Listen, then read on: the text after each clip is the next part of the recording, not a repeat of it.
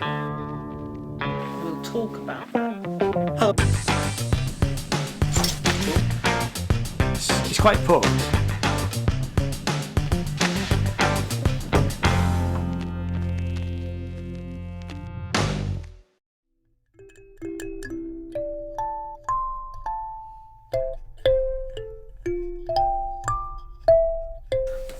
Hello and welcome to the channel, and this is a video about this Kalimba. There are a couple of other videos. There's one about how to tune it and another one based around just unboxing it. We've had a delivery. My company Sinners Music has had a delivery of these, and what I thought would be really good to do would be to take the Kalimba and do a track with it, really, and make the whole track out of the Kalimba. I'm going to limit myself to no more than a couple of hours to do the whole thing. Right, so what I've done so far is I have Reaper set up on the computer here. We've connected the Rode microphone to the audio interface, and we've just checked the balance of it. So what I'm going to do now is we'll do a little bit of recording, and I'm going to use, obviously I'm going to use the tines, but I'm also going to use the box.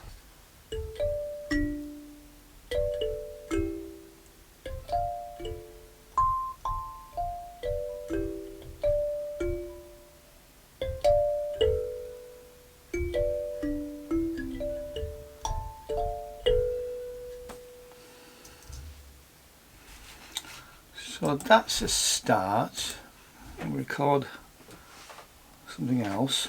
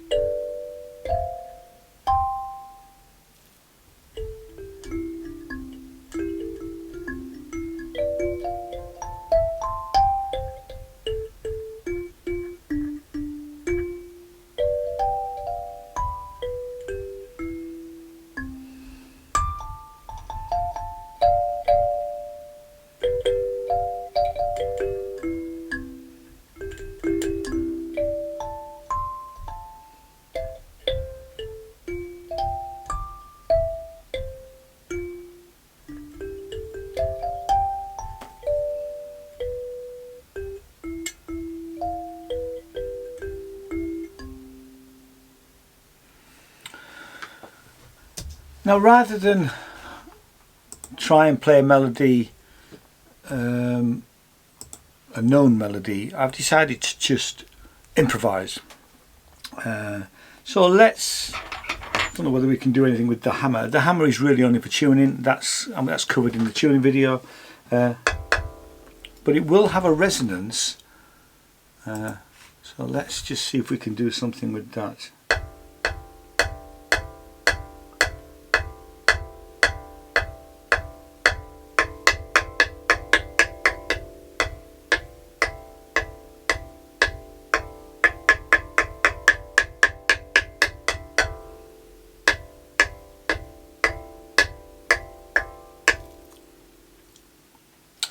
Actually, I like to re-record that because that was actually too loud, I think. Yeah, it's just peaking a little bit too much. Let's try again.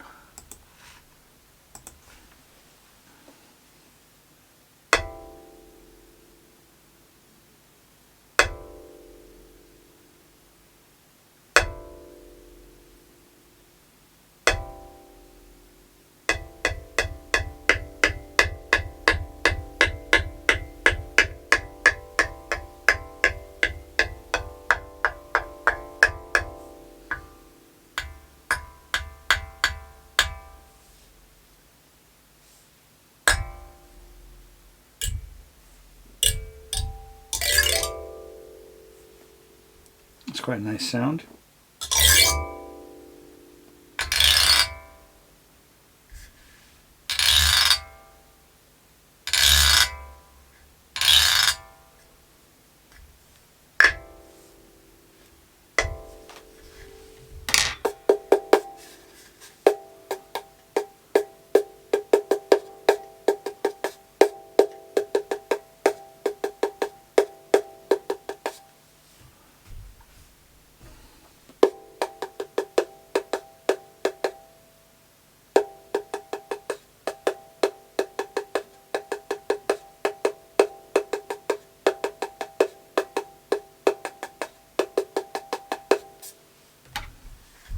So that's a bit to start off with. So I'll be back shortly.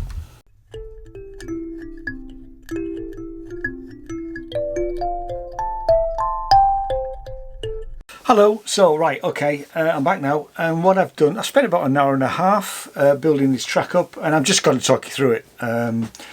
So the first thing I did was I created like a drum loop, which is, just take the effects off first, so you can hear it. You should be able to, let's get that. So you can probably hear that.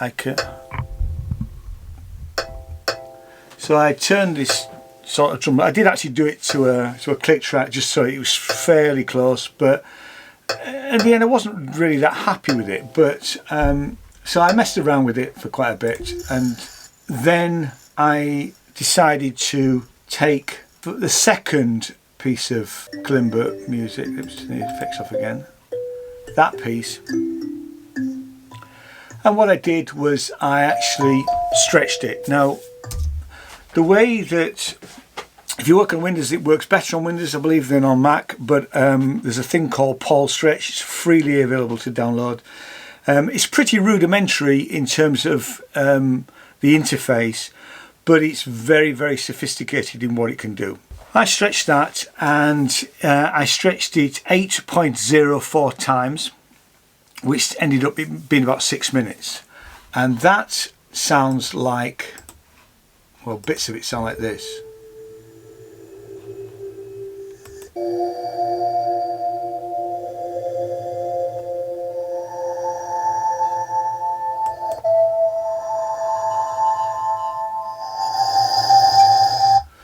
So it sounds very ethereal and otherworldly, which is the whole point, really.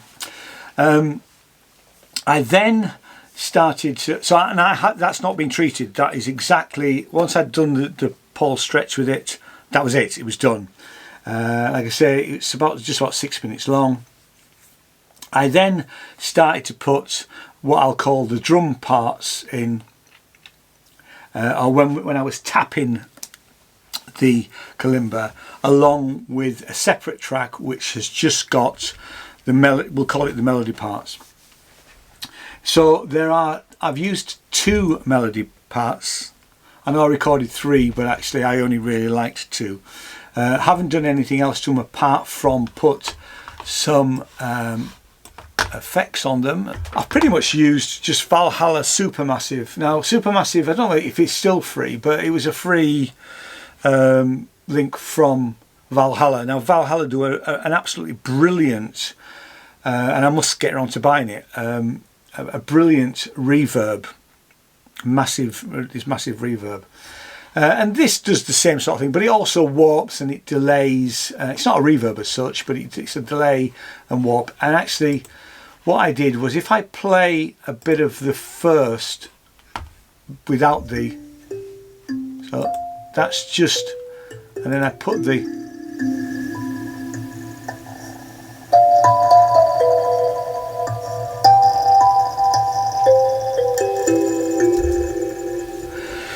and it's almost like not bit crunching, but it's I mean you hear the effect, so it's doing weird and wonderful things to it, really. What I think that's doing is it's almost like doing a granular, like a granular synth type effect, where you take the little grains, it's got little grains to it. Just have another quick listen to it.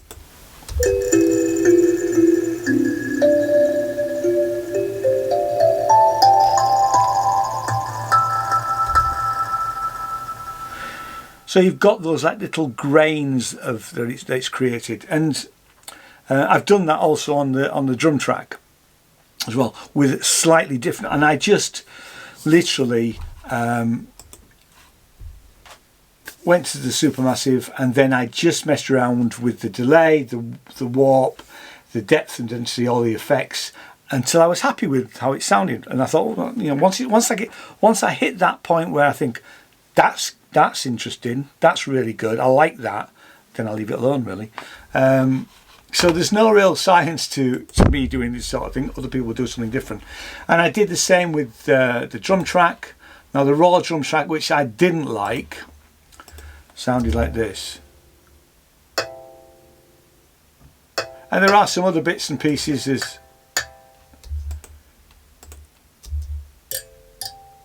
And I did try EQing it for a bit, because it had that sort of, I wanted it to sound lower and that sort of thing. But actually, what I ended up doing in the end was just putting Supermassive on it, and it did things like that. Or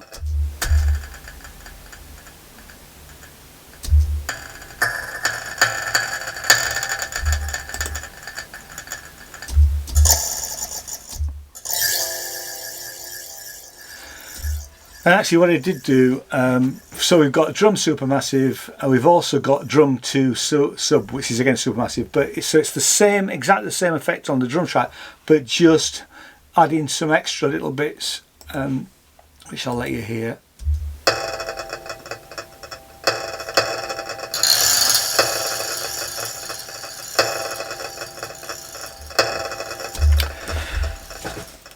Now it's not mixed yet, and I will put the whole thing up as a separate track when it's all finished. Excuse me. But let's just have a listen to a bit of it so that you get the idea of how it sounds.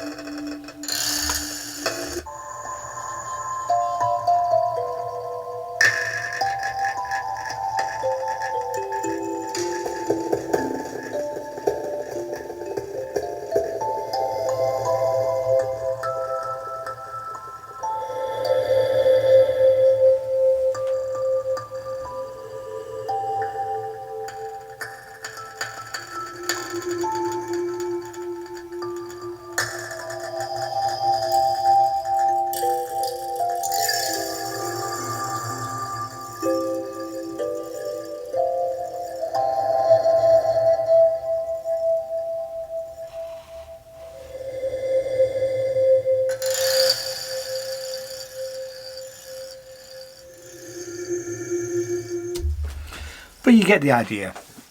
So, like I say, when I finish the whole track, I will put it on the channel so you can have a listen to it if you want to, if you're interested enough. But so, I mean, for a couple of hours work, it's been quite fun to do that, really, and I like to.